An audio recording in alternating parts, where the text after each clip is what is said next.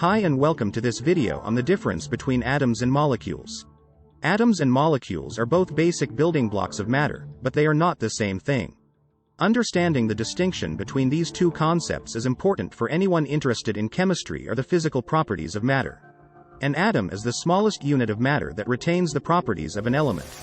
Atoms are made up of a central nucleus, which contains protons and neutrons, surrounded by a cloud of electrons.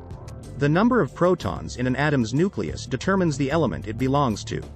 For example, an atom with 6 protons in its nucleus is a carbon atom, while an atom with 92 protons is a uranium atom. Atoms are extremely small, with the diameter of an atom typically being around 100,000 times smaller than the width of a human hair. Despite their small size, atoms are the building blocks of everything we see and touch, from the air we breathe to the objects we use in our daily lives. A molecule, on the other hand, is a group of atoms that are bonded together. Molecules can be made up of atoms of the same element, such as oxygen molecules, which are made up of 2 oxygen atoms bonded together.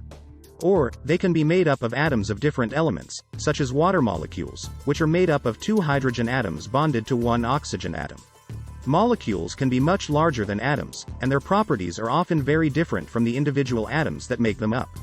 For example, water molecules are made up of 2 hydrogen atoms and 1 oxygen atom, but water has properties that are different from either hydrogen or oxygen on its own. The structure of a molecule can also affect its properties. For example, the structure of a protein molecule determines its function in the body, while the structure of a molecule of DNA determines the genetic information it carries. So to sum it up, atoms are the basic units of matter that make up elements, while molecules are groups of atoms bonded together. Atoms are the building blocks of everything we see and touch, while molecules can have a wide range of properties and functions depending on their structure and the atoms that make them up.